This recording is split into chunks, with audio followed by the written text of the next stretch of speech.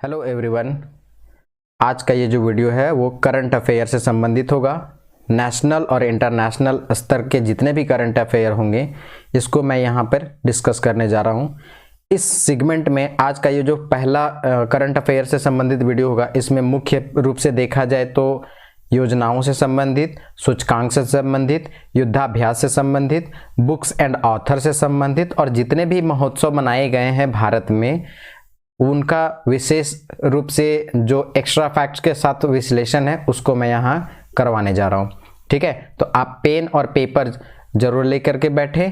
आज का ये जो वीडियो है आपके आने वाले जितने भी एग्जाम्स होंगे उसके लिए महत्वपूर्ण होने वाला है और इस वीडियो को कंप्लीट और कंसंट्रेशन के साथ देखेंगे तो आपको ज़्यादा मजा आएगा। ठीक है, तो पहले स्टार्ट करते हैं कुछ महत्वपूर्ण योजनाओं को। सरकार योजनाएं क्यों चलाती है? तो बहुत सारे जो प्रॉब्लम्स होते हैं, है ना, बहुत सारे जो प्रॉब्लम्स होते हैं उसको सॉर्ट आउट करने के लिए।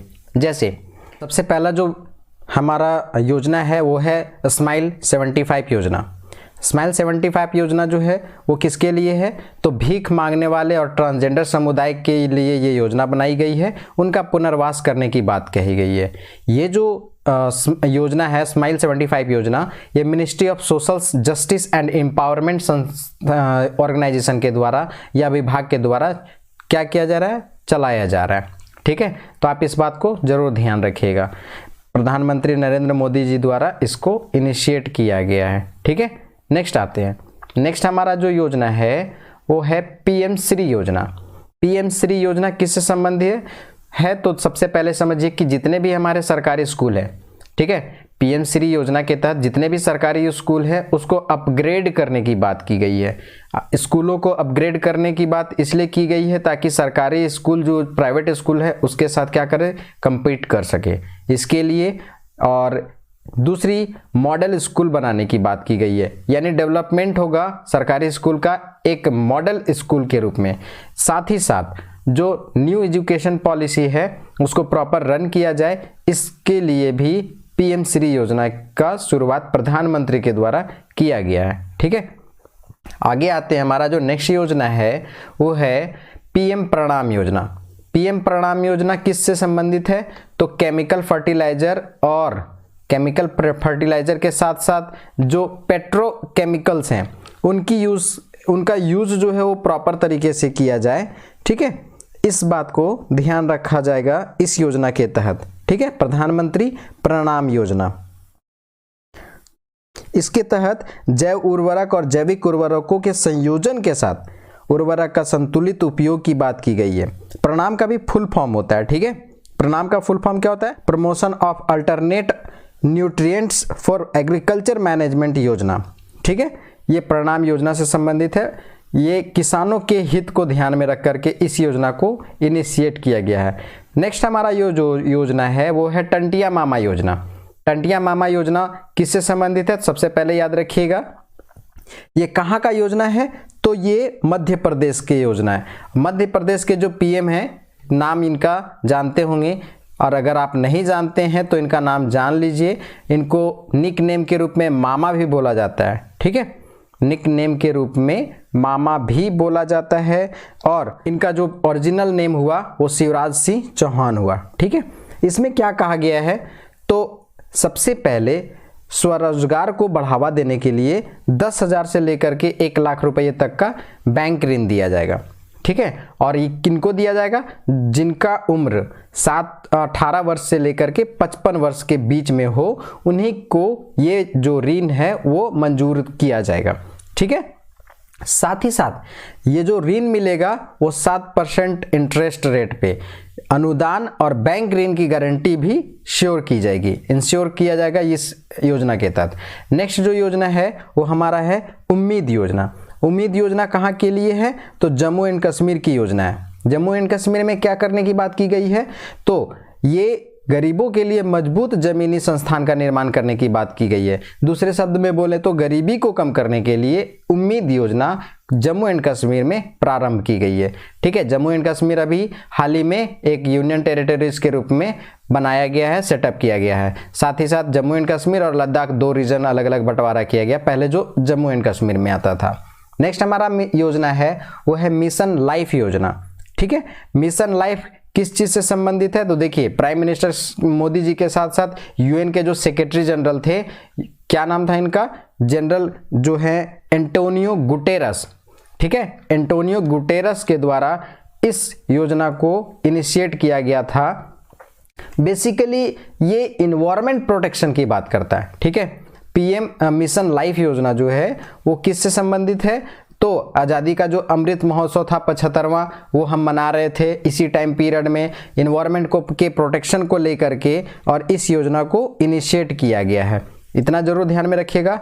साथ में इसलिए ये ज़्यादा इंपॉर्टेंट बन जाता है क्योंकि एंटोनियो गुटेरस इनके साथ में लॉन्चिंग के टाइम में थे मौजूद, ठीक है। मिशन लाइफ योजना गुजरात से इनिशिएट हुआ है, पीएम नरेंद्र मोदी के द्वारा चालू किया गया। नेक्स्ट हमारा जो योजना है वो है फ्लेक्सी फ्यूल स्ट्रॉन्ग व्हीकल योजना। फ्लेक्सी फ्यूल जो स्ट्रॉन्ग इलेक्ट्रॉनिक व्हीकल है, इसमें मुख्य रूप से नितिन गडकरी के द्वारा टोयोटा कंपनी के साथ क्या किया गया? टाई अप किया गया है, जिसमें कहा गया है कि 100% पेट्रोल के साथ साथ 20 से लेकर के 100% तक मिश्रित एथेनॉल और विद्युत शक्ति से संचालित किया जाएगा, ठीक है। इस टोयोटा कार को कुछ इस तरह से मैन्युफैक्चरिंग किया जाएगा जिससे कि क्या हो? इथेनॉल का प्रयोग भी हो। जैसा कि आप जानते हैं कि सरकार लक्ष्य रखी है कि जो पेट्रोल है उसके साथ किसका यूज किया जाए? इथेनॉल का। तो फ्लेक्सी फ्यूल जो स्ट्रॉन्ग इलेक्ट्रिक व्हीकल जो इनिशिएटिव है, योजना जो है, वो नितिन गडकरी के द्वारा स्टार्ट किया गया है, ठीक है। नेक्स्ट हमारा जो योजना है वो है महाकाल लोक परियोजना। महाकाल लोक परियोजना, जैसा कि महाकाल जान रहे हैं उज्जैन में है, महाकालेश्वर टेम्पल कॉरिडोर बनाया गया है उज्जैन में, और पीएम नरेंद्र मोदी के द्वारा इसको इनिशिएट किया गया है, ठीक है। याद रखिएगा, ये जो लोकेशन है वो उज्जैन का महाकाल मंदिर है, वहां का लोकेशन है, और उसको क्या किया गया है? सुदृढ़ किया गया है, ठीक है।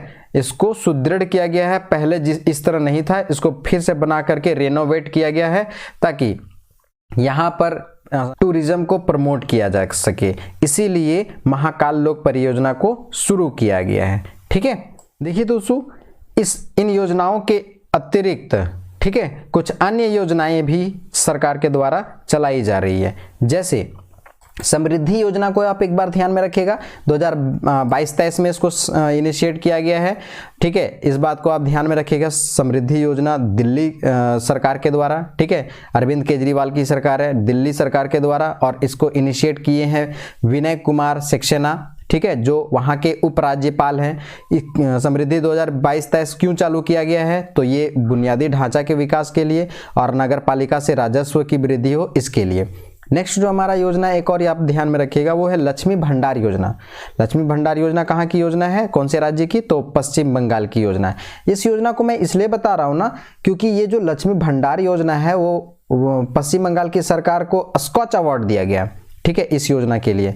अच्छा, पहले ये ध्यान में रखिएगा कि लक्ष्मी भंडार योजना जो है वो क्यों चालू की गई है? तो महिलाओं को आर्थिक सहयोग देने के लिए, जिससे क्या हो? महिलाओं की स्थिति सुदृढ़ हो। वहाँ की जो सीएम है वो सुश्री ममता बनर्जी हैं, ये बात भी आप ध्यान रखिएगा। इसके अलावा देखिए एक और दिल्ली सरकार के द्वारा चालू की गई है, उसको भी आप ध्यान में रखिएगा, वी केयर पहल है। वी केयर पहल भी दिल्ली सरकार के द्वारा, और क्यों की गई है? ये दिल्ली पुलिस की जो विभिन्न योजनाएं हैं ना, उसको बताने के लिए, वहां के लोगों को बताने के लिए इसका इनिशिएट किया गया है, वी केयर पहल, ठीक है। इतना आप जरूर ध्यान में रखिएगा। इसके अलावा और कौन कौन सी योजनाएं हैं जो महत्वपूर्ण है दोस्तों, मैं उन्हीं योजनाओं को मैं यहाँ बताऊंगा जो इंपॉर्टेंट है, ठीक है। सबसे पहला जो युवा 2.0 एक योजना, याद रखिएगा, युवा 2.0 क्यों की गई है स्टार्ट? तो जो यंग राइटर है ना, यंग अपकमिंग जो वर्सटाइल ऑथर्स हैं, उनको क्या किया जाए? प्रमोट किया जाए, जिससे कि पुस्तक संस्कृति को बढ़ावा मिले, है ना। पुस्तक संस्कृति को बढ़ावा मिलेगा तो हमारे युवा क्या करेंगे? उनमें लिखने के लिए प्रेरित होंगे। साथ ही साथ वैश्विक स्तर पर जो भारतीय लेखन है उसको क्या किया जाएगा? प्रमोट किया जाएगा। अगर वैश्विक स्तर तक हमारा भारतीय लेखन प्रणाली अगर जाती है तो क्या होगा? हमारे देश का नाम रोशन होगा, ठीक है। इसमें मुख्य रूप से 30 साल से कम उम्र के जो राइटर हैं, ऑथर हैं, उनको ही इसमें इन्वॉल्व किया जाता है, ठीक है। अब देखिए नेक्स्ट हमारा एक और योजना ध्यान में रखिएगा, एक है Mahatma Gandhi rural industrial park योजना। ये कहाँ की है? ये है छत्तीसगढ़ की योजना, ठीक है। किसके लिए है? तो गरीब परिवारों के लिए आय का साधन और रोजगार उपलब्धता सुनिश्चित कराने के लिए। ठीक है। इसके अलावा एक और योजना याद रखिएगा, सीएम डेयरी प्लस योजना। ये मध्य प्रदेश सरकार के द्वारा चालू की गई है। क्यों चालू की गई है शिवराज सिंह चौहान के द्वारा? तो मुर्रा भैंस की नस्ल को बढ़ाने के लिए सीएम डेयरी प्लस योजना। ठीक है। आगे आते हैं, एक है सारस योजना। सारस योजना भी बहुत इंपॉर्टेंट है, इसको इसलिए हम यहाँ पर इंक्लूड कर रहे हैं सारस योजना को, क्योंकि सारस योजना का जो इनिशिएटिव लिया गया था या जो स्टार्ट किया गया था उसमें इजराइल के राजदूत हैं, इजराइल के भारत में वर्तमान समय में जो राजदूत हैं वो नाओर गिलोन द्वारा इसको गाजियाबाद शहर में सारस परियोजना को स्टार्ट किया गया है। अच्छा, क्यों किया गया है? तो महिला सशक्तिकरण को बढ़ावा देने के लिए। इसके अलावा मासिक धर्म जो स्वच्छता है उसको प्रमोट करने के लिए सारस योजना को स्टार्ट किया गया है। और भी योजनाएं हैं, जैसे बिहार सरकार का एक योजना को जरूर ध्यान में रखिएगा दोस्तों, क्योंकि बीपीएससी में सवाल पूछेगा ये, सीएम ग्रामीण सोलर लाइट स्ट्रीट योजना। सीएम ग्रामीण सोलर लाइट स्ट्रीट योजना बिहार सरकार के द्वारा क्यों किया गया है? तो जितने भी वार्ड हैं बिहार में, सारे के सारे वार्डों में स्ट्रीट लाइट की व्यवस्था सुनिश्चित की गई है, सुनिश्चित की जाए। ठीक है। आगे देखते हैं कुछ अन्य महत्वपूर्ण योजनाओं में और भी जो आपको याद रखना चाहिए। एक है छाता योजना। छाता योजना कहाँ की सरकार के द्वारा? तो उड़ीसा सरकार के द्वारा छाता योजना को स्टार्ट किया गया है। क्यों किया गया है?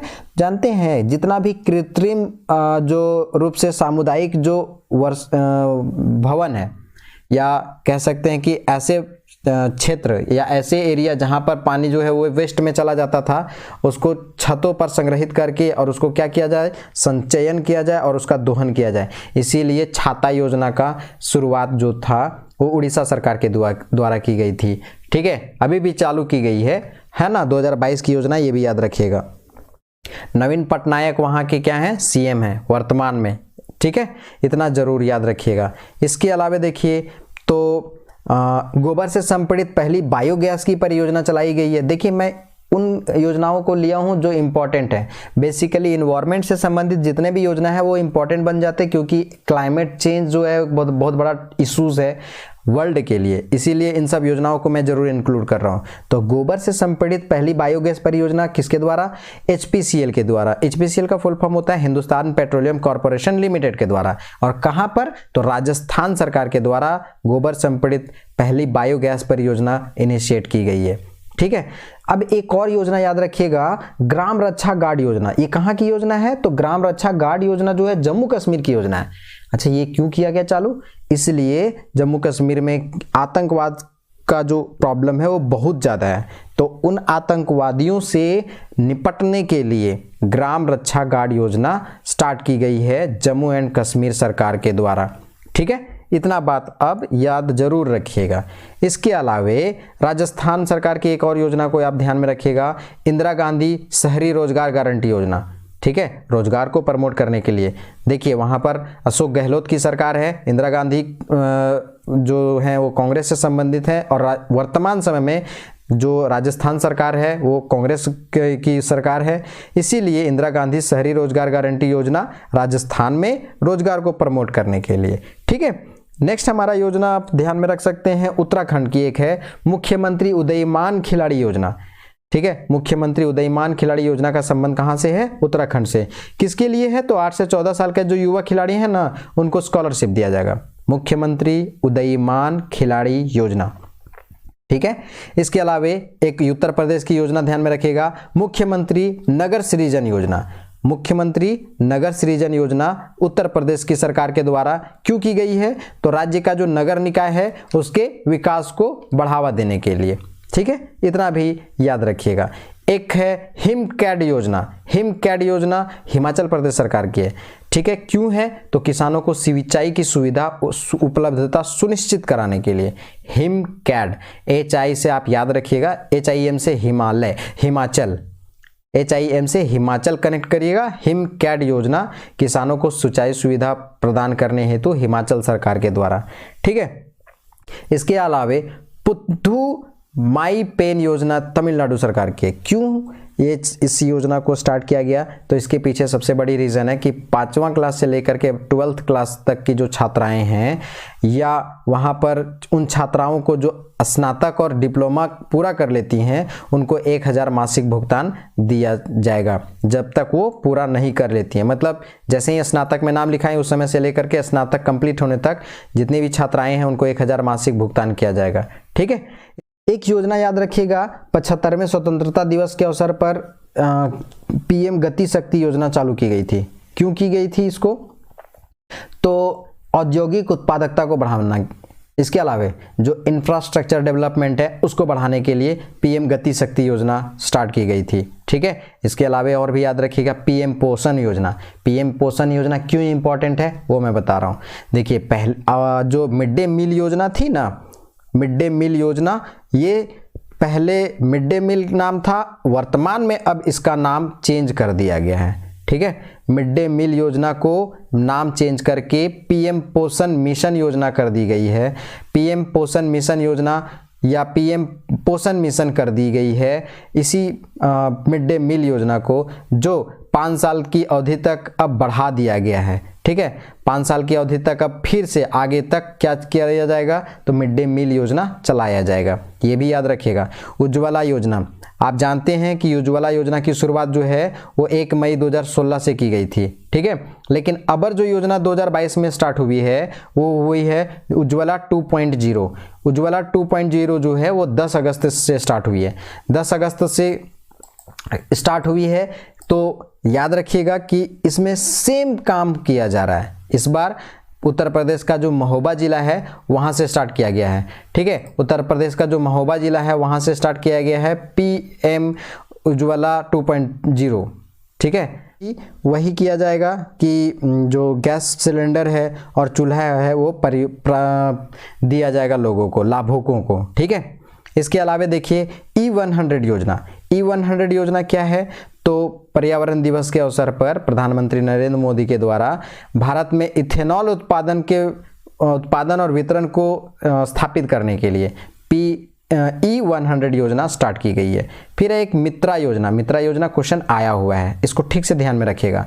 कपड़ा उद्योग में निवेश को आकर्षित करने के लिए, कपड़ा उद्योग में निवेश को प्रोत्साहन देने के लिए या आकर्षित करने के लिए और विश्व स्तर पर इसको प्रतिस्पर्धी बनाने के लिए मित्रा योजना को स्टार्ट किया गया। मित्रा योजना का सीधा संबंध है कपड़ा उद्योग से, ये याद रखिएगा। नेक्स्ट हमारा अमृत योजना, एक दिमाग में रखिएगा। अमृत योजना का संबंध क्या है? तो अमृत 2.0 पहले स्टार्ट हुआ था, इस बार 2.0 स्टार्ट हुआ है। ये क्या करेगा? तो शहरी निकायों में 100% पानी की आपूर्ति सुनिश्चित की जाएगी। ठीक है, अमृत 2.0 के तहत जो शहरी निकाय है या शहरी क्षेत्र हैं वहां पानी की उपलब्धता को सुनिश्चित करने के लिए इस योजना को इनिशिएट किया गया है। ठीक है, इसके अलावा देखिए एक और योजना महिला और बाल विकास मंत्रालय के द्वारा वन स्टॉप सेंटर स्टार्ट किया गया है। वन स्टॉप सेंटर का संबंध है को रोकने के लिए। ठीक है, अगर कोई हिंसा से प्रभावित महिला है उसकी सहायता के लिए वन स्टॉप सेंटर महिला एवं बाल विकास मंत्रालय द्वारा स्टार्ट की गई है। एक है प्रोजेक्ट बोल्ड का, याद रखिएगा। प्रोजेक्ट बोल्ड का संबंध क्या है? तो बोल्ड बी से आ रहा ना, बम्बू याद रखिएगा। Bamboo oasis on land in drought, कहने का मतलब ऐसे शुष्क क्षेत्र जहां पर खेतीबाड़ी नहीं हो रहा है तो वहां पर प्रोजेक्ट बोल्ड के तहत बांस का पेड़ लगाया जाएगा। अब बांस का पेड़ लगाया जाएगा तो इसका यूज जो है वो किया जाएगा कॉमर्शियल पर्पसेस के लिए। ठीक है, और बेसिकली इसकी शुरुआत जो है राजस्थान के उदयपुर जिला से स्टार्ट की गई है।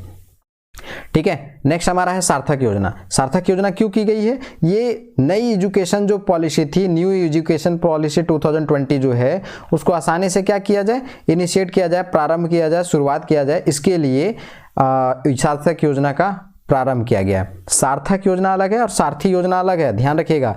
सारथी योजना जो है, किसान सारथी जो है वो किसके लिए है?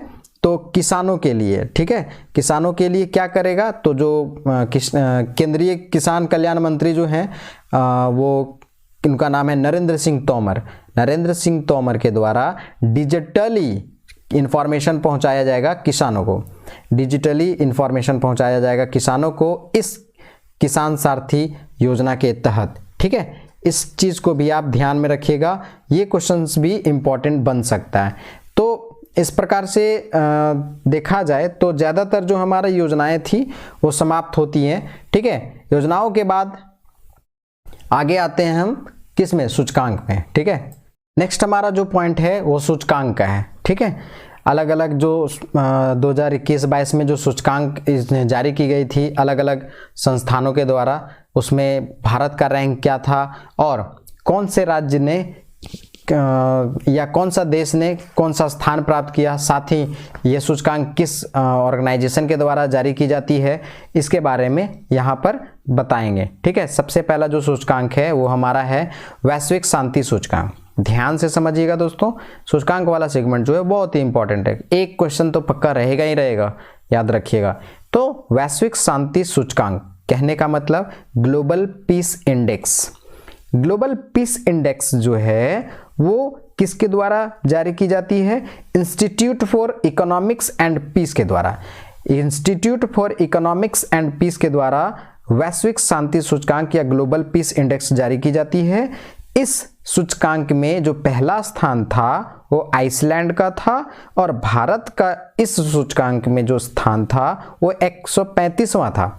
अब समझिए, पीस का मतलब होता है शांति, शांति का मतलब कितना शांत देश हमारा है। तो सोचिए 135 हमारा देश स्टैंड करता है रैंक में, तो कहाँ हमारा सूचकांक में जगह है, और उसके बाद हमारे यहाँ का शांति का जो सीन है वो कितना है, यानी शांति छोड़ दीजिए, हम लोग अशांति वाला रीजन वाला टाइप हो गए हैं। दूसरा हमारा है IMD विश्व प्रतिस्पर्धात्मकता सूचकांक। ठीक है, ये किसके द्वारा जारी की जाती है, प्रतिस्पर्धात्मकता सूचकांक इंस्टीट्यूट ऑफ मैनेजमेंट डेवलपमेंट के द्वारा। इंस्टीट्यूट ऑफ मैनेजमेंट डेवलपमेंट के द्वारा IMD विश्व प्रतिस्पर्धात्मकता सूचकांक जारी की जाती है और इस सूचकांक में जो पहला रैंक था वो डेनमार्क था। ठीक है, पहला रैंक जो था वो डेनमार्क था और इसका जो भारत का जो स्थान रहा वो 37वां रहा। प्रतिस्पर्धात्मकता सूचकांक में जो भारत का रैंक है वो 37वां है। ठीक है, नेक्स्ट हमारा जो सूचकांक है वो है सतत विकास लक्ष्य सूचकांक। सतत विकास लक्ष्य सूचकांक किसके द्वारा की जाती है जारी, तो सतत विकास समाधान नेटवर्क, उसके अलावे बर्ल्समैन स्पिंगटन के द्वारा, साथ ही साथ कैम्ब्रिज यूनिवर्सिटी के द्वारा, ये 3 ऑर्गेनाइजेशन मिल करके सतत विकास लक्ष्य सूचकांक जारी की जाती है। और इसमें जो पहला रैंक था वो फिनलैंड का था और भारत का इसमें स्थान जो था वो कहाँ था, 121वां। सतत विकास लक्ष्य सूचकांक में भारत का जो रैंक था वो 121वां था। ठीक है, सस्टेनेबल डेवलपमेंट की इसमें मुख्य रूप से क्या की गई है, बात की गई है। सस्टेनेबल डेवलपमेंट की बात की गई है ताकि सभी क्षेत्रों में सामूहिक रूप से विकास भी हो और पर्यावरण का कोई हार्म नहीं हो। इस आधार पर इसका रैंकिंग की जाती है और भारत का स्थान 121वां है। यानी कि बहुत अच्छे से हमारे यहाँ जो मैनेजमेंट होता है पर्यावरण का वो नहीं हो पा रहा है, यही कारण है हमारा रैंक पीछे है। ठीक है, आगे देखते हैं हमारा पर्यावरण निष्पादन सूचकांक 2022 जो है, एनवायरमेंटल परफॉर्मेंस इंडेक्स जो है, इसमें पहला जो स्थान था वो डेनमार्क का था और इंडिया का जो स्थान था 180वां था, क्योंकि ये नीचे से टॉप था और टोटल कंट्री ही 180 थे, इसीलिए ये नीचे से टॉप हो गया भारत। यानी कि बढ़िया से यहाँ पर एनवायरमेंट को ध्यान नहीं दिया जा रहा है, इस सूचकांक के माध्यम से यही प्रतीत होता है। ठीक है, नेक्स्ट हमारा जो सूचकांक है ट्रैवल एंड टूरिज्म इंडेक्स जो है वो विश्व आर्थिक मंच के द्वारा स्टार्ट की जाती है। इसमें पहला जो स्थान था वो जापान का था, यानी कि वहां पर पर्यटन को ज़्यादा प्रमोट किया जाता है और इंडिया जो है इसमें 54वां रैंक आता है, 54th रैंक है। ठीक है, और सबसे निचला जो कंट्री है ना बॉटम से वो है चाड। ठीक है, साउथ अफ्रीकन कंट्री है चाड, उसका क्या है 117वां रैंक है। ठीक है, नेक्स्ट हमारा ये जो सूचकांक है बहुत ही इंपॉर्टेंट, ये अक्सर सवाल बनता है इससे, इसका विश्व प्रेस स्वतंत्रता सूचकांक, मतलब कि फ्रीडम कितना दिया गया है किसको, प्रेस को, प्रेस का जो फ्रीडम है वो कितना है इसको लेकर के।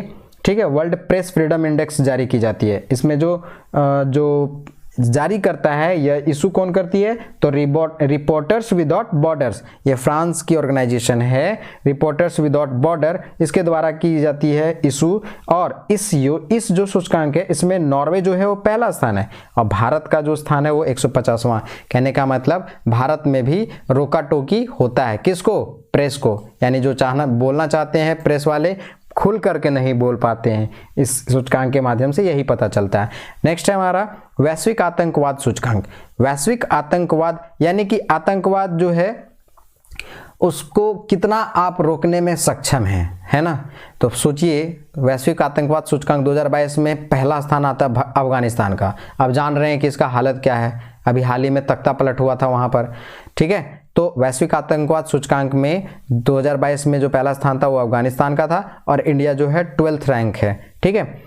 एक बात और याद रखिएगा, ये जो वैश्विक आतंकवाद सूचकांक है वो Institute for Economics and Peace के द्वारा जारी की जाती है और जो सबसे कम प्रभावित आतंकवाद से देश है वो है भूटान, ठीक है। नेक्स्ट हमारा जो इंडेक्स है वो है हेनले पासपोर्ट इंडेक्स। अक्सर ये क्वेश्चन पूछता है और इम्पॉर्टेंट है, तो 2022 वाला बताने जा रहे हैं।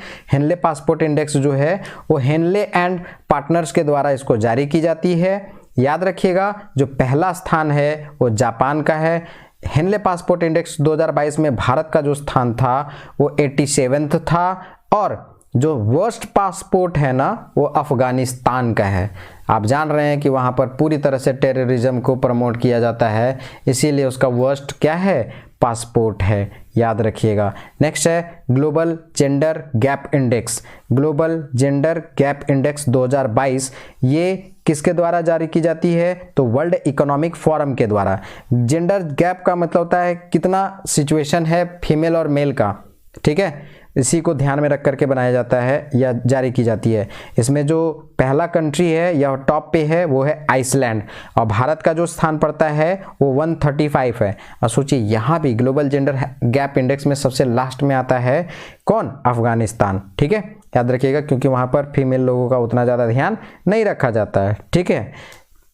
नेक्स्ट हमारा जो इंडेक्स है वो है ग्लोबल लिविएबिलिटी इंडेक्स, यानी कि रहने लायक, रहने योग्य शहर की सूची में देखा जाए तो जो पहला स्थान है, ये क्वेश्चन आया हुआ है, याद रखिएगा।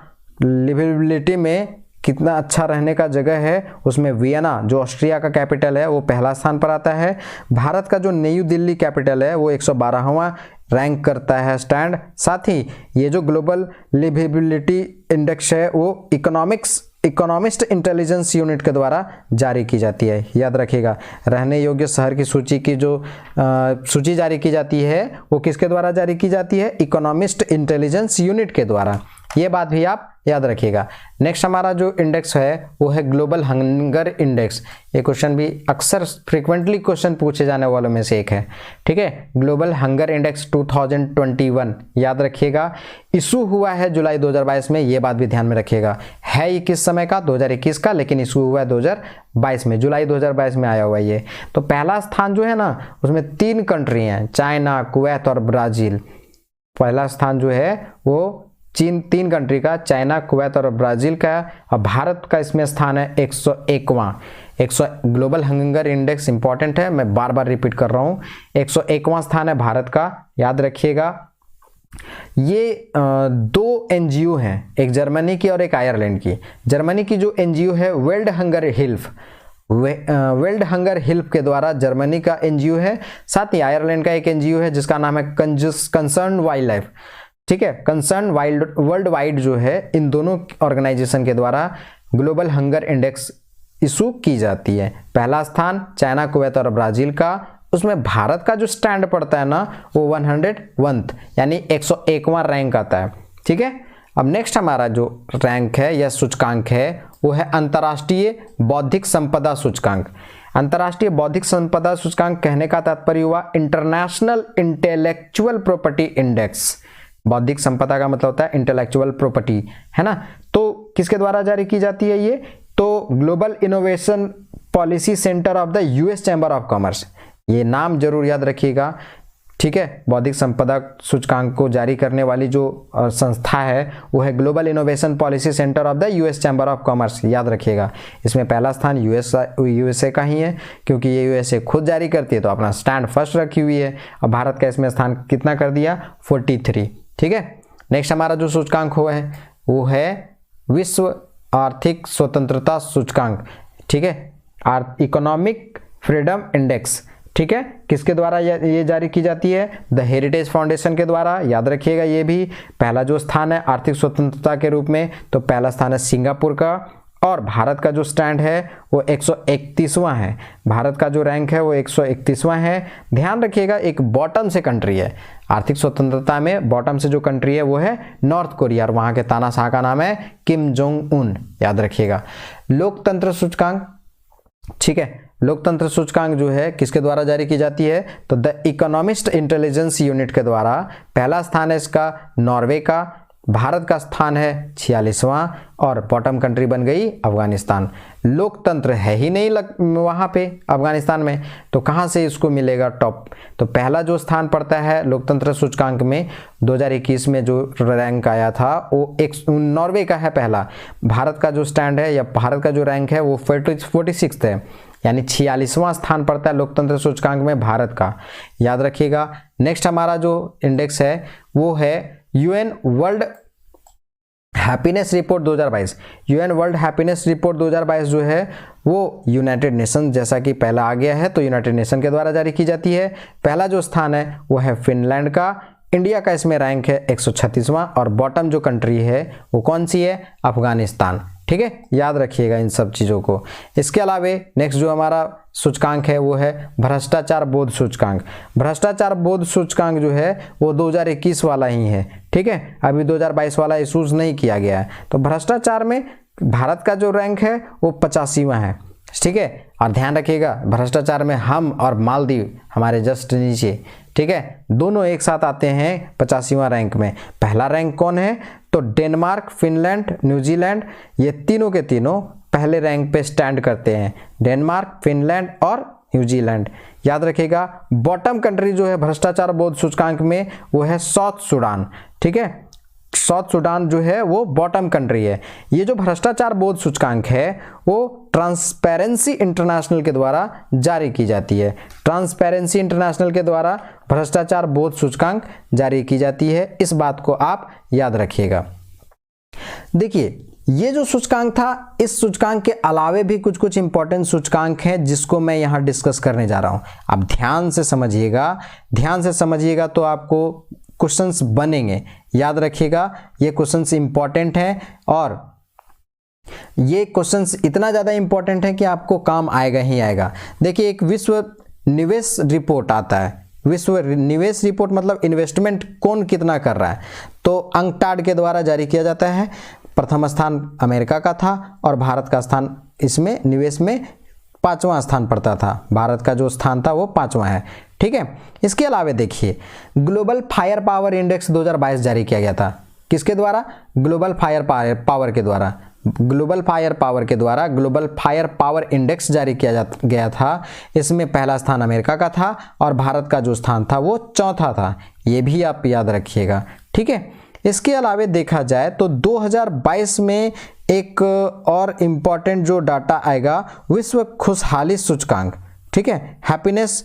ठीक है, संयुक्त राष्ट्र का जो सतत विकास समाधान नेटवर्क है उसके द्वारा विश्व खुशहाली सूचकांक जारी किया गया था, और इसमें पहला स्थान किसका है, फिनलैंड का, और भारत का स्थान है 136वां। तो देखिए दोस्तों, जितने भी सूचकांक वाला सेगमेंट था वो जो इंपॉर्टेंट है ना, मैं उसी सूचकांक को लिया हूँ। याद रखिएगा, जो अनवांटेड था, ये बहुत ज़्यादा इंपॉर्टेंट नहीं था, उस सूचकांकों को मैंने नहीं लिया है। ठीक है, और जो सूचकांक से संबंधित सवाल बनते हैं जहाँ तक, ठीक है, पहला स्थान किसका है, अंतिम स्थान किसका है, भारत का स्टैंड कितना है, और कौन सी ऑर्गेनाइजेशन के द्वारा इसको जारी की जाती है, सूचकांक में इससे ज़्यादा सवाल नहीं बनता है, चाहे वो यूपीएससी लेवल का क्यों ना हो, क्योंकि वहाँ पे आप एलिमिनेट कर सकते हैं इन सब चीज़ों को अगर अच्छे से आप जानते हैं तो। ठीक है, अब आगे आते हैं। नेक्स्ट हमारा जो करंट अफेयर होगा वो युद्धाभ्यास से होगा। ठीक है, युद्धाभ्यास इंपॉर्टेंट एक क्वेश्चंस आते ही आते हैं। तो यहाँ पे आप देखते हैं सबसे पहला जो युद्धाभ्यास है वो है शत्रुनाश, जिसे पहले हम बताने जा रहे हैं कि जो 2022 में हुआ है उसको। इसके बाद जो ट्रेडिशनली जो क्वेश्चंस आते हैं ना, अन्य जो युद्धाभ्यास, उसको भी मैं इंक्लूड इसमें करूंगा। तो आप ज़्यादा हेक्टिक होने की ज़रूरत नहीं है, आपको ज़्यादा परेशान होने की ज़रूरत नहीं है। पहले 2022 वाला को देखिए, उसके बाद मैं इसको बचा हुआ जो है उसको एक्सप्लेन कर दूंगा। सबसे पहला है शत्रुनाश 2022। शत्रुनाश जो है वो इंडियन आर्मी के द्वारा चालू की गई थी, ठीक है, शत्रु का नाश करने के लिए। और कहाँ की गई थी इंडियन आर्मी के द्वारा? तो थार डेजर्ट में। देखिए हम लोग थार डेजर्ट के आसपास में इसलिए करते हैं क्योंकि वहाँ पर सुदूर जो एरिया है वो वीरान है। वीरान करने का मतलब सुनसान है। अब वहाँ पर कोई आदमी ज़्यादा रहता नहीं है, तो वहाँ पर हम आसानी से क्या कर सकते हैं? युद्ध का अभ्यास कर सकते हैं। नेक्स्ट हमारा है गरुड़ शक्ति। गरुड़ शक्ति जो है वो किसके द्वारा की जाती है, किसके किसके बीच में? तो गरुड़ शक्ति भारत और इंडोनेशिया के बीच में, 2022 वाला जो था ना वो भारत और इंडोनेशिया के बीच में ही किया गया था। और ये जो एक एरिया है इंडोनेशिया में, सग्गाबुआना ट्रेनिंग एरिया, ठीक है, सग्गाबुआना ट्रेनिंग एरिया है कारावांग में। ये आपको पड़ेगा, इंडोनेशिया का एक जगह है कारावांग, वहाँ पर ये हुआ था भारत और इंडोनेशिया के बीच में। एक है हरिमो शक्ति। हरिमो शक्ति किसके द्वारा? भारत और मलेशिया के द्वारा। भारत और मलेशिया के द्वारा हरिमो शक्ति किया गया। कहाँ किया गया? तो पुलाई कुलांग में, जो मलेशिया का ही जगह है, हरिमो शक्ति भारत और मलेशिया के बीच में।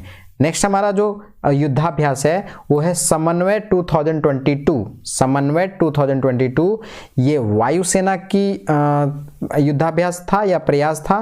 किसके लिए था? तो आपदा प्रबंधन के लिए था, ये भी याद रखिएगा। कहाँ पर किया गया था ये समन्वय 2022? तो ये आगरा में किया गया था। नेक्स्ट है युद्ध अभ्यास। युद्ध अभ्यास जो हमारा युद्धाभ्यास है, ठीक है, वो 118वां एडिशन था, ध्यान रखिएगा। ये जो था युद्धाभ्यास का 2022 वाला वो 18वां एडिशन था।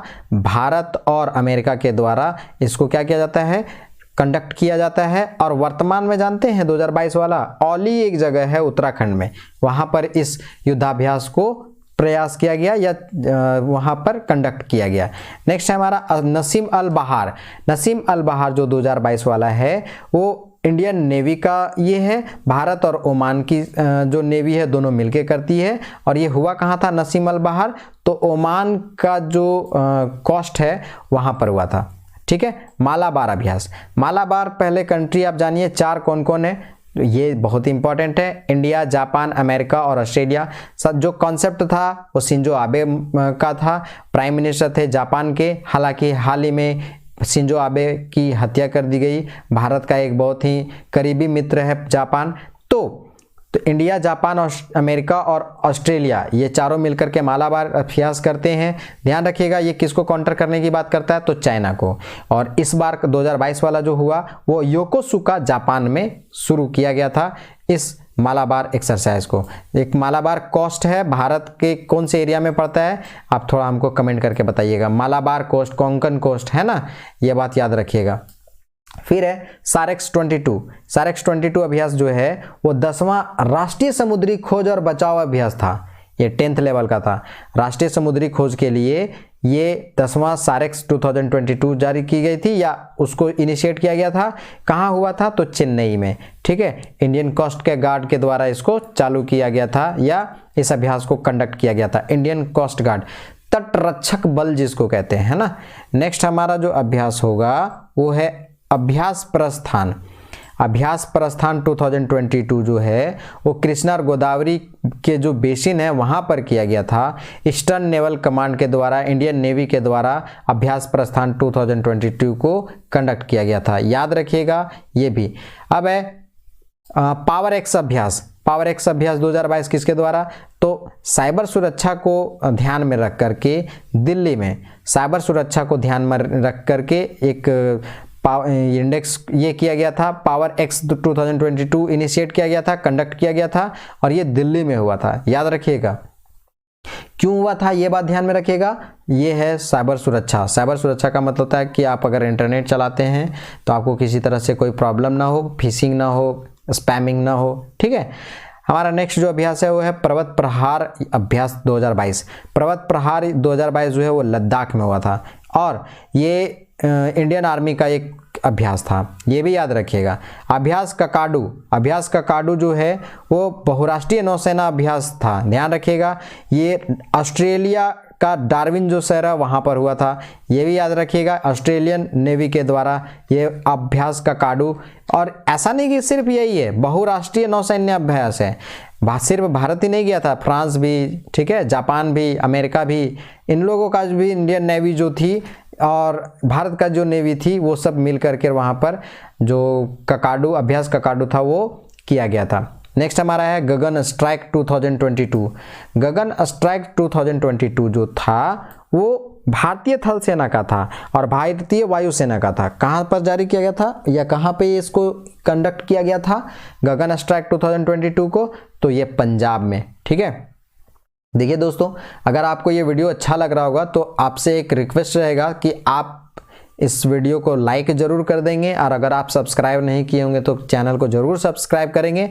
आप यही आप उम्मीद करिए कि आपको जो दिया जाएगा वो हम लोगों के द्वारा जो बेस्ट होगा, बेस्ट वर्जन होगा, वही आप लोगों को प्रोवाइड किया जाएगा। और जो 2023 के प्रारंभ से ही, जनवरी से ही हम लोग हर दिन झारखंड का भी करंट अफेयर और भारत का भी करंट अफेयर, इन दोनों चीज़ों को कनेक्ट करके एक साथ मिला करके आपको वीडियो प्रोवाइड करेंगे, ठीक है। ये हम लोगों ने एक विचार बनाया है और उस पर काम कर रहे हैं, इसीलिए इसका इनिशिएटिव शुरू हो गया है, ठीक है। गगन स्ट्राइक मैंने बता दिया, थल सेना और वायुसेना की संयुक्त स्ट्राइक था और ये पंजाब में हेल्ड किया गया था। नेक्स्ट हमारा जो अभ्यास है स्काईलाइट 2022। स्काईलाइट अभ्यास 2022 जो है वो इंडियन आर्मी का है। क्यों है? तो अंतरिक्ष डोमेन में क्षमता को बढ़ाने को लेकर के, अंतरिक्ष डोमेन में जो क्षमता है उसको बढ़ाने के लिए स्काईलाइट अभ्यास 2022 कंडक्ट किया गया था, ठीक है। नेक्स्ट हमारा जो अभ्यास है वो है सिनर्जी अभ्यास 2022। सिनर्जी अभ्यास 2022 जो है वो भारत और सिंगापुर के बीच में, ठीक है, भारत और सिंगापुर के बीच में सिनर्जी अभ्यास क्यों किया गया था? तो रैंसमवेयर आया हुआ था, ये एक वायरस है, कंप्यूटर वायरस है, इसे हैकिंग आसानी से कर दी जाती है। तो वैश्विक सुरक्षा जो संकट है ना, उसको कम करने के लिए सिनर्जी अभ्यास जो था वो भारत और सिंगापुर मिलकर के कंडक्ट किए थे। नेक्स्ट हमारा सिम्बेक्स, इसका नाम में ही यही है, SI और याद रखिएगा IN, सिम्बेक्स। तो सिंगापुर और इंडिया दोनों मिलकर के इसको कंडक्ट की थी और बे ऑफ बंगाल वाला रीजन में इस अभ्यास को किया गया था कंडक्ट, ठीक है। फिर गरुड़ का जो 7वां अभ्यास था 2022 में, ये वायुसेना का अभ्यास था 2022 का, भारत और फ्रांस की सेना के द्वारा।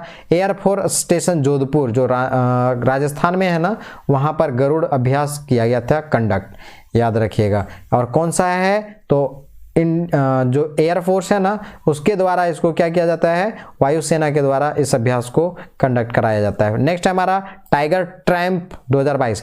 टाइगर ट्रायम्फ जो है वो भारत और US आर्मी के द्वारा विशाखापत्तनम और आंध्र प्रदेश वाला जो रीजन है वहां पर इसको कंडक्ट कराया गया था, टाइगर ट्रायम्फ 2022, ठीक है। नेक्स्ट हमारा जो अभ्यास होगा वो है स्टिड फास्ट नून अभ्यास। स्टिड फास्ट नून अभ्यास जो है वो नाटो के द्वारा, नाटो इसलिए कभी इम्पोर्टेंट रोल प्ले कर रहा है क्योंकि कहीं ना कहीं डायरेक्ट और इनडायरेक्ट रूप से जो व्लादिमीर जेलेंस्की हैं यूक्रेन के राष्ट्रपति, उनको ये सपोर्ट कर रही है डायरेक्ट और इनडायरेक्ट रूप में। मैं पहले बता दे रहा हूँ इन सब चीज़ों को, ठीक है। तो ये तो हुआ आपका जो 2022 वाला कंडक्ट हुआ है। इसके अलावे भी बहुत सारा जो है वो भारत के साथ अन्य जो कंट्री हैं वो कंडक्ट करते हैं, जैसे अल नागाह जो है वो भारत और ओमान सेना बीच में। संप्रीति जो है वो भारत और बांग्लादेश के बीच में किया जाता है, याद रखिएगा संप्रीति को। इसके अलावा इम्बेक्स, इंडिया और M से म्यांमार, ठीक है, इंडिया और म्यांमार के बीच में इम्बेक्स जो युद्धाभ्यास है उसको कंडक्ट किया जाता है। भारत और रूस के बीच में इंद्रनेवी है ना, इंद्रनेवी भारत और रूस के बीच में। सिन्यू मैत्री भारत और जापान के बीच में, ठीक है, जापान के साथ। हैंड इन हैंड, भारत जो है वो चीन के साथ हैंड इन हैंड, हाथ से हाथ मिलाता है, लेकिन सब उल्टा पलटा हो जाता है, ठीक है। हैंड इन हैंड भारत और चीन के बीच में। वज्र प्रहार, वज्र प्रहार का भी नाम सुने होंगे, भारत और यूएसए के द्वारा इसको। इसके अलावा समुद्र शक्ति, भारत और इंडोनेशिया के बीच में, समुद्र शक्ति भारत और इंडोनेशिया के बीच में। फिर है धर्मागार्जियन, धर्मागार्जियन जो है वो भारत और जापान के बीच में। इसके अलावा काजिंद, काजिंद जो है वो भारत और कजाकिस्तान के लिए। इसके अलावा नोमैडिक एलिफेंट भारत और मंगोलिया के बीच में, भारत और मंगोलिया सेना के द्वारा नोमैडिक एलिफेंट कंडक्ट कराया जाता है। साथ ही मैत्री अभ्यास, मैत्री अभ्यास जो है भारत और थाईलैंड के बीच में, मैत्री अभ्यास भारत और थाईलैंड के बीच में। सूर्य किरण, सूर्य किरण जो है वो भारत और नेपाल के बीच में इसका इनिशिएट कंडक्ट कराया गया। देखिए तो दोस्तों अब जा रहे हैं हम बुक्स एंड ऑथर्स पे, ठीक है। बुक्स एंड ऑथर पे सबसे पहला जो बुक है वो बिमल जालान का है। इस बुक का नाम है the India story. Bimal Jalan कौन है आप कमेंट बॉक्स में कमेंट कर सकते हैं, द इंडिया स्टोरी, ठीक है। नेक्स्ट हमारा बुक है who is Vladimir Zelensky. Who is Vladimir Zelensky जो किताब है वो जेम्स आर रोडनी के द्वारा लिखा गया था। जेम्स आर रोडनी के द्वारा ये लिखा गया था हु इज व्लादिमीर जेलेंस्की, याद रखिएगा। नेक्स्ट हमारा बुक है लिसन टू योर हार्ट, ठीक है। लिसन टू योर हार्ट जो है वो रस्किन बॉन्ड का किताब है। इस रस्किन बॉन्ड का और भी किताब का नाम अभी हम आपको बताएंगे, याद रखिएगा। The world order, new rules और अ गेम विदाउट रूल्स। देखिए ये व्लादिमीर पुतिन साहब का है, the world order, new rules और अ गेम विदाउट रूल्स। मैं यहाँ पे उन्हीं सब किताबों को इंक्लूड किया हूँ जो किताब आपके एग्जाम पर्पस के लिए इम्पॉर्टेंट होगा, याद रखिएगा। मैं ऐसी किताबों को नहीं लिया हूँ, किताब तो बहुत सारे लिखे गए भारत में और वर्ल्ड लेवल पे, लेकिन मैं हर किताब को यहाँ इंक्लूड नहीं किया हूँ। वो किताब को मैं इंक्लूड किया हूँ जो क्या है इम्पॉर्टेंट है। The world order, new rules और अ गेम विदाउट रूल्स, ये है व्लादिमीर पुतिन के द्वारा लिखा गया किताब, ठीक है। अभी इसीलिए कांड किए हुए हैं, ठीक है। नेक्स्ट हमारा जो बुक है वो है the little book of Joy. ये बुक का नाम है लिटिल बुक ऑफ जॉय। ये किसके द्वारा लिखा गया है तो इनका फेस देख करके आप बता सकते हैं एक कम से कम ये दलाई लामा है, ठीक है। ये रिफ्यूजी हैं भारत में, तिब्बत के गुरु, ठीक है। तो दलाई लामा और डेसमोंड टुटू के द्वारा लिखा गया है the little book of Joy, the little book of Joy, ठीक है, याद रखिएगा। नेक्स्ट हमारा जो बुक है वो है a little book of happiness, Ruskin Bond का। Little book of happiness Ruskin Bond का, ये बहुत इंपॉर्टेंट है और झारखंड से संबंध रखता है। तो the legend of Birsa Munda, तो तुहिन ए सिन्हा और अंकिता वर्मा के द्वारा ये लिखा गया है क्या, भगवान बिरसा मुंडा पर बिरसा मुंडा, ठीक है। The legend of Birsa Munda, तुहिन ए सिन्हा और अंकिता वर्मा के द्वारा ये बुक लिखा गया है। माइंड मास्टर जानते हैं, winning lessons from a champions life, इनका नाम तो जानते होंगे, विश्वनाथन आनंद, पहले भारत के ग्रैंड मास्टर। नेक्स्ट है मलाला यूसुफजई का एक किताब है जो वर्ल्ड नोबेल पीस प्राइज ली थी कैलाश सत्यार्थी के साथ। कैलाश सत्यार्थी का संबंध है बचपन बचाओ आंदोलन, और ये जो मलाला यूसुफजई थी वो रिफ्यूजी से क्या हुई थी, डिस्प्लेस हो गई थी अपने जगह से। तो वी आर डिस्प्लेस्ड, यही बुक का नाम है। My journey and stories from refugee girls around the world, ये पूरे के पूरे जो रिफ्यूजी गर्ल है उस पर लिखी है। फिर है निर्भय प्रशासन, Kiran Bedi first IPS lady है ना, उनके द्वारा ये लिखा गया है ये किताब, ठीक है। अब जो नेक्स्ट है वो है सिक्स मशीन। सिक्स मशीन जो है वो क्रिस गेल का बुक है, ठीक है, याद रखिएगा। अनुवाद किए हैं दीपक कुलकर्णी, ये बात भी याद रखिएगा। इनका अपना ऑटोबायोग्राफी है सिक्स मशीन। किस वेस्ट इंडीज के ये प्लेयर हैं क्रिस गेल, छक्का मारने में एक्सपर्ट, ठीक है। अब ये जो बुक्स एंड ऑथर है जितना बताया ये तो आपको बस यहाँ सामने जिसका पिक्चर लगाया हूँ, इसके अलावे भी बहुत सारे बुक्स एंड ऑथर जो हैं वो इम्पॉर्टेंट हैं। तो वो कौन कौन से ऐसे बुक्स एंड ऑथर्स हैं जो इम्पॉर्टेंट हैं, अब मैं इसको एक्स्ट्रा फैक्ट्स के रूप में बताने जा रहा हूँ। थोड़ा ध्यान से समझने की कोशिश करिएगा और हो सके तो पेन और पेपर अगर लेके बैठे होंगे, क्योंकि मैंने शुरू में ही बोल दिया था, तो आप इसको लिखते जाएंगे तो लिखते जाइए। अनडाउंटेड, अनडाउंटेड एक किताब का नाम है जो पी चिदम्बरम के द्वारा लिखा गया था। ठीक है, ये कांग्रेस के समय में वित्त मंत्री थे। अनडाउंटेड। ठीक है, नेक्स्ट किताब है हील्ड। हील्ड जो है वो मनीषा कोइराला का किताब है। हील्ड जो किताब है वो मनीषा कोइराला का। साथ ही साथ ब्लू बुक, ब्लू बुक जो है वो मायावती का किताब है। ठीक है, ब्लू बुक, इनका जो बसपा का जो कलर है ना, पार्टी का कलर, वो ब्लू कलर का है, तो blue book Mayawati. Unstoppable, unstoppable जो है वो मारिया शारापोवा का है। ठीक है, नेक्स्ट हमारा है the accidental prime minister, Sanjay बारू का। आपको कभी मौका मिले ना तो आप एक इस मूवी को देख सकते हैं। द एक्सीडेंटल प्राइम मिनिस्टर को एक बार देखिएगा, आपको अच्छे से समझ में आ जाएगा। मनमोहन सिंह की जिंदगी पे लिखा गया है। द थर्ड पिलर, रघुराम जी राजन का किताब है। द थर्ड पिलर इंपॉर्टेंट है और ये हमारे केंद्रीय बैंक के मुखिया रहे थे। ठीक है, यारों के यार, कृष्णा सोपती, बहुत ही इंपॉर्टेंट राइटर हैं, ध्यान रखिएगा, हल्के में ना लें। यारों के यार कृष्णा सोपती की रचना है।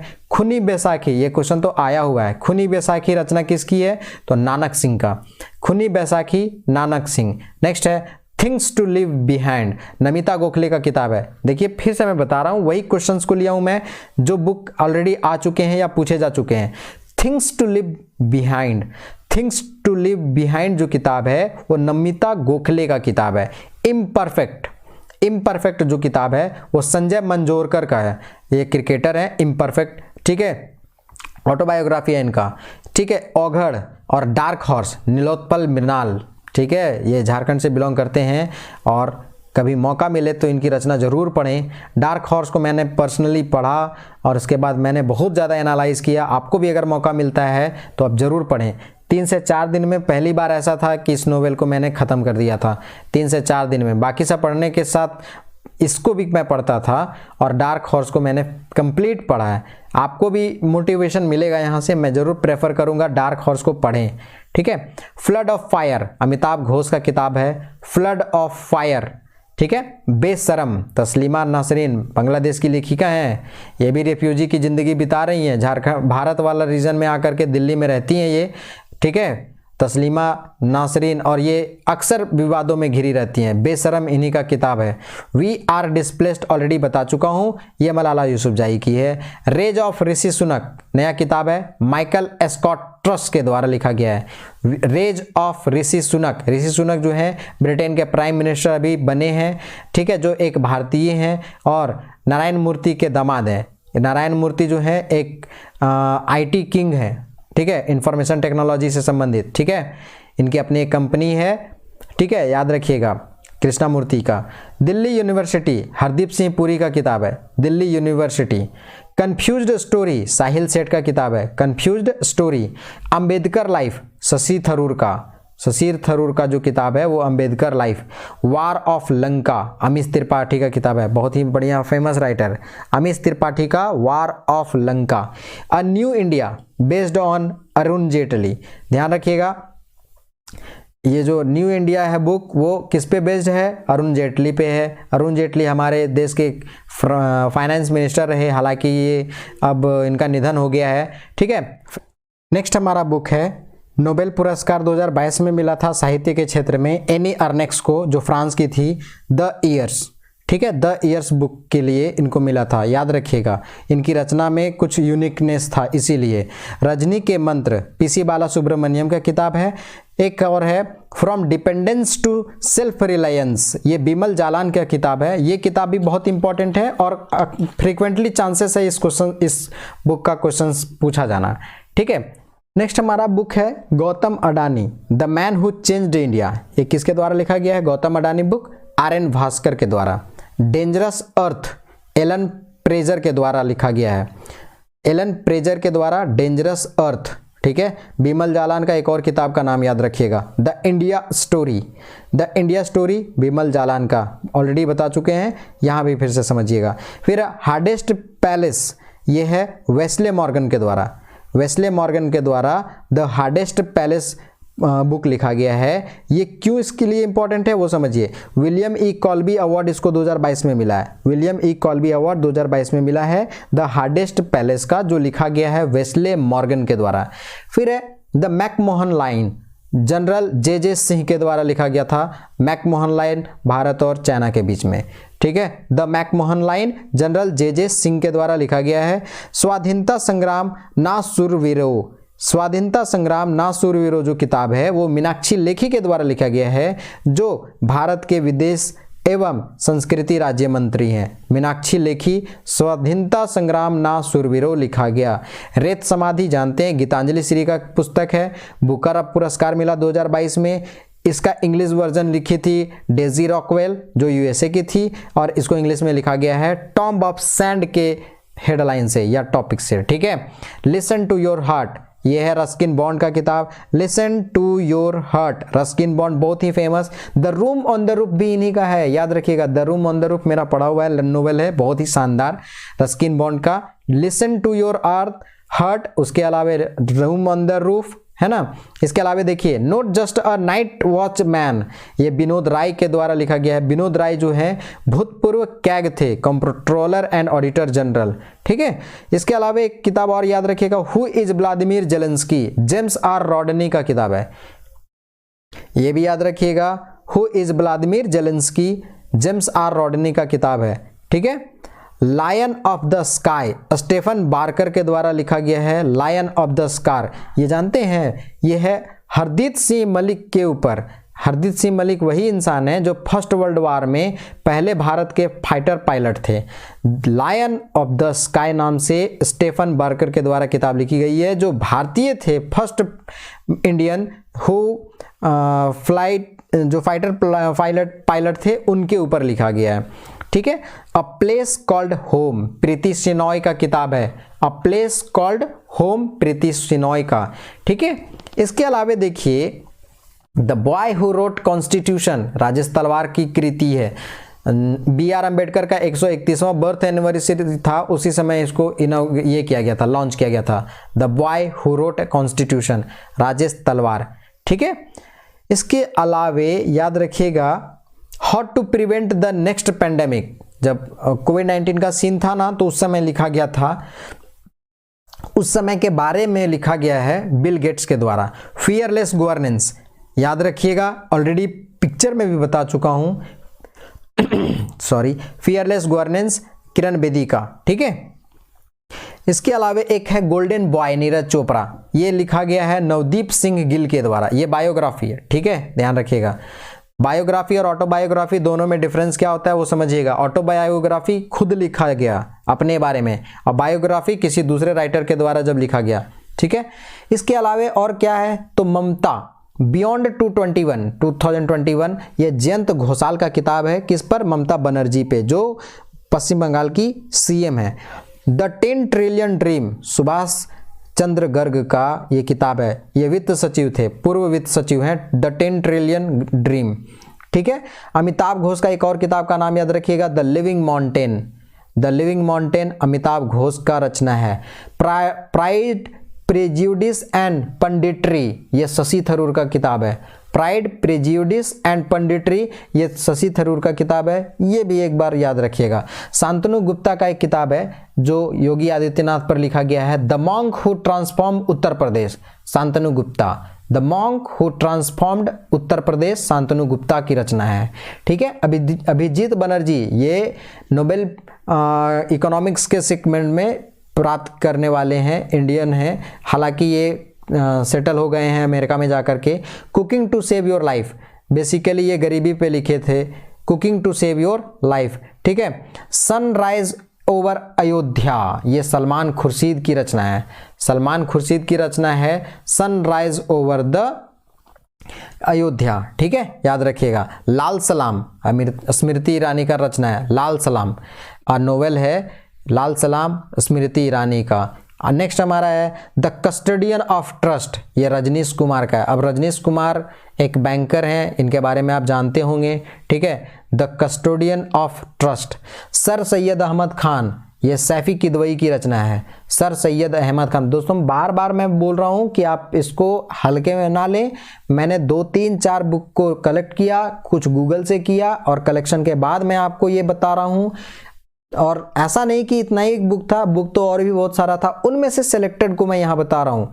मैं बार बार रिपीट इसीलिए कर रहा हूँ। सर सैयद अहमद खान, ठीक है, सैफी किदवई की रचना है। एक्चुअली गुलजार की रचना है, एक्चुअली गुलजार की रचना है। राइटिंग फॉर माई लाइफ, ये भी है रस्किन बॉन्ड की रचना। हिटलर एंड इंडिया जो है विभव पुरंदरे की रचना है, विभव पुरंदरे की रचना है, हिटलर एंड इंडिया, ठीक है। नेक्स्ट हमारा जो बुक है वो है सुधा मूर्ति का। सुधा मूर्ति का जो बुक है उसका नाम है how the earth got its beauty, how the earth got its beauty.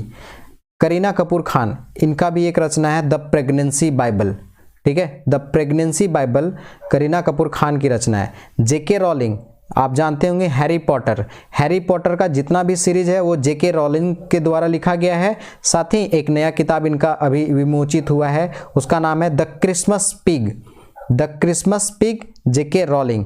Ashok Lavasa, ठीक है, चुनाव आयुक्त रहे हैं। एन ऑर्डिनरी लाइफ इन्हीं की रचना है, an ordinary life Ashok Lavasa की रचना है। साथ ही विमल जालान की एक और रचना है द इंडिया स्टोरी, ठीक है। कौशिक बसु का एक रचना है पॉलिसी मेकर्स जर्नल जो है वो कौशिक बसु की रचना है, ठीक है। जयराम रमेश कांग्रेस के नेता हैं, द लाइट ऑफ एशिया, ये गौतम बुद्धा पे लिखा गया है, ठीक है। The light of Asia Jairam Ramesh की रचना है। फिर है रवि शास्त्री पर जो किताब लिखा गया है वो है स्टार गेजिंग, ठीक है, the players in my life. Next हमारा है जो बुक वो है नीना गुप्ता का आत्मकथा सच कहूँ तो। नीना गुप्ता का आत्मकथा का नाम है सच कहूँ तो। अमर्त्य सेन, ठीक है, इकोनॉमिस्ट हैं। Home in the world professor Amartya Sen का रचना है, ठीक है। रवि शास्त्री का रचना जो था वो star gazing, the players in my life, ठीक है, इन्हीं की रचना है।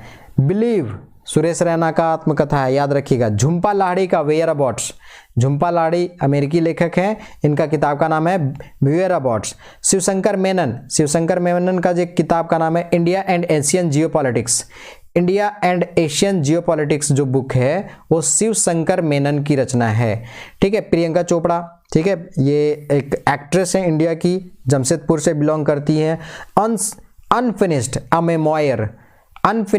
मेमोयर प्रियंका चोपड़ा की रचना है। साथ ही मोहम्मद हामिद अंसारी जो पूर्व उपराष्ट्रपति थे, इनकी रचना है by many a happy accident recollections of a life, Mohammad Hamid Ansari की रचना है। सुब्रमण्यम स्वामी की रचना क्या है? Human rights and terrorism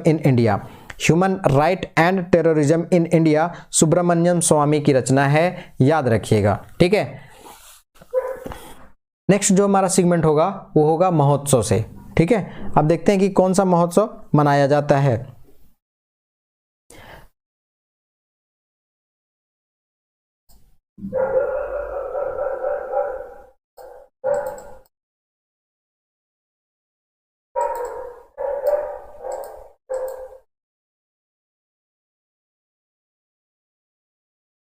next हमारा सेगमेंट है महोत्सव से संबंधित। तो सबसे पहला महोत्सव जो है वो है रोज फेस्टिवल। रोज फेस्टिवल कहाँ मनाया गया है? तो याद रखिएगा चंडीगढ़ में। 2022 का जो रोज फेस्टिवल था वो चंडीगढ़ में मनाया गया है। हमारा जो महोत्सव है वो है सिरुई लिली महोत्सव। लिली एक फ्लावर है, ये चौथा संस्करण था 2022 वाला, ये मणिपुर में मनाया गया था, ठीक है, याद रखिएगा। नेक्स्ट हमारा है आसाम का एनुअल फेस्टिवल है। क्या नाम है इसका? आसाम का जो एनुअल फेस्टिवल है उसका तो बैखो फेस्टिवल जो है वो राभा ट्राइब के द्वारा मनाया जाता है असम क्षेत्र में। ट्राइबल पीपल का ये क्या है? एक फेस्टिवल है। नेक्स्ट है लेवेंडर। देखिए ये पूरा का पूरा आपको कश्मीर में मिलेगा लेवेंडर वाला में सीन समझिएगा। पहली बार डोडा डिस्ट्रिक्ट जम्मू कश्मीर में पड़ता है, वो लेवेंडर फेस्टिवल यही मनाया गया है। डोडा डिस्ट्रिक्ट में देखिए यहाँ डोडा लिखा हुआ ना, डोडा डिस्ट्रिक्ट जम्मू एंड कश्मीर 25 से 26 मई 2022 को मनाया गया था। CSIR इसमें हेल्प कर रहा था, ठीक है।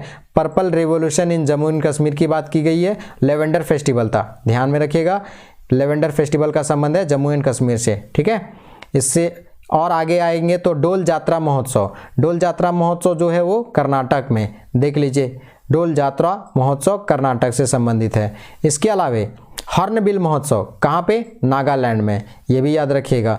फिर है जलीकट्टू, जलीकट्टू कहाँ, तमिलनाडु में, ये भी याद रखिएगा, इंपॉर्टेंट है। फिर है लुसांग महोत्सव, लुसांग महोत्सव कहाँ का है, आसाम का, ठीक है, लुसांग महोत्सव आसाम का है, ये याद रखिएगा। इसके अलावे और आपको महोत्सव हम एक्स्ट्रा बता देते हैं जो यहाँ पे मैंने मेंशन नहीं किया, उसके बाद भी मैंने कलेक्ट किया हूँ और उसको कलेक्शन से ही हम आपको एक्सप्लेन कर देते हैं। कौन कौन सा और महोत्सव है, तो एक है कंबाला महोत्सव, ये कर्नाटक का है। कंबाला महोत्सव मार्च 2022 में मनाया गया था कर्नाटक से। इसके अलावे आपको मिलेगा डोल जात्रा, डोल जात्रा है वो पश्चिम बंगाल का महोत्सव है, ठीक है। हेराथ पर्व, हेराथ पर्व जो है वो जम्मू एंड कश्मीर का है। रथ सप्तमी उत्सव ये आंध्र प्रदेश का है, ठीक है। फिर है कंचोथ महोत्सव, कंचोथ महोत्सव जो है वो जम्मू एंड कश्मीर का है, ठीक है। लोसार महोत्सव, लोसार महोत्सव कहाँ का है, लद्दाख का है। लोसार लद्दाख का या और लोसांग, लोसांग का दूसरा नाम है नामसूंग महोत्सव। लोसांग महोत्सव या नामसूंग महोत्सव सिक्किम में पड़ता है या सिक्किम में इस महोत्सव को मनाया जाता है। कचाई लेमन महोत्सव ये कहाँ का है, मणिपुर का, कचाई लेमन महोत्सव मणिपुर का, ठीक है। उसके अलावे पुष्कर महोत्सव, देखिए पुष्कर मेला लगता है राजस्थान में, ठीक है, और पुष्कर का महोत्सव मनाया जाता है जम्मू एंड कश्मीर में। Cherry blossom, cherry blossom festival कहाँ मनाया जाता है, मेघालय में, ठीक है। इसके अलावे एप्पल फेस्टिवल, एप्पल फेस्टिवल याद रखिएगा अलग है, और एक आपको सेब फेस्टिवल भी बताएंगे। एप्पल फेस्टिवल जो है वो मनाया जाता है कहाँ पे, जम्मू एंड कश्मीर में, ठीक है। इसके अलावा अंतर्राष्ट्रीय सेब महोत्सव कहाँ मिलता है, कहाँ पर इसको मनाया गया, उत्तराखंड में। दोनों में थोड़ा सा आप डिफरेंस ध्यान रखिएगा, Apple festival Jammu and Kashmir में और अंतर्राष्ट्रीय सेब महोत्सव उत्तराखंड में। हरेला इंपॉर्टेंट है, हरेला उत्सव उत्तराखंड का है। फिर रज महोत्सव ये उड़ीसा का है। फिर है राजा परबा या मिथुन संक्रांति त्यौहार, यह है उड़ीसा का। फिर है सांगकेन महोत्सव या इसी को कहा जाता है जल उत्सव, यह है अरुणाचल प्रदेश का। काला नमक या चावल महोत्सव ये सिद्धार्थनगर में पड़ता है, यूपी वाला रीजन में, तो वहाँ पर काला नमक महोत्सव मनाया जाता है, सिद्धार्थनगर यूपी। इसके अलावा गुड़ महोत्सव ये लखनऊ में, लखनऊ यूपी, ठीक है। इसके अलावा केला महोत्सव यूपी का ही है, कुशीनगर, वहाँ पर केला महोत्सव मनाया जाता है। तो दोस्तों आज का जो ये वीडियो है वो इनिशिएटिव वीडियो है, इसके बाद और भी वीडियो आएंगे करंट अफेयर से। तो मैं ये कोशिश रहेगा मेरा कि पूरा का पूरा हमारा 2022 कंप्लीट और उसके बाद 2023 से पहले ही दिन से जो 1 जनवरी होगा उसी दिन से हर दिन करंट अफेयर का सीरीज लाने वाले हैं। तो अगर आप कमेंट बॉक्स में कमेंट करके ज़रूर बताना कि इस सीरीज़ को कंटिन्यू रखें या नहीं, जिससे कि मुझे ये कंफर्म हो सके कि इसको आगे बढ़ाना है या नहीं, ठीक है। बाकी आगे वाला जो सीरीज होगा इसके अन्य जो सेगमेंट हैं, ठीक है, जैसे आगामी लक्ष्य क्या है और कौन कौन से अभियान चलाए गए हैं, ठीक है। अभी भी बहुत सारा ऐसा सेगमेंट करंट अफेयर का है जो छूटा हुआ है, ठीक है। उन सब चीज़ों को मैं आगे वाला वीडियो में लेके आऊँगा। तब तक आप वीडियो में बने रहें। Thank you very much.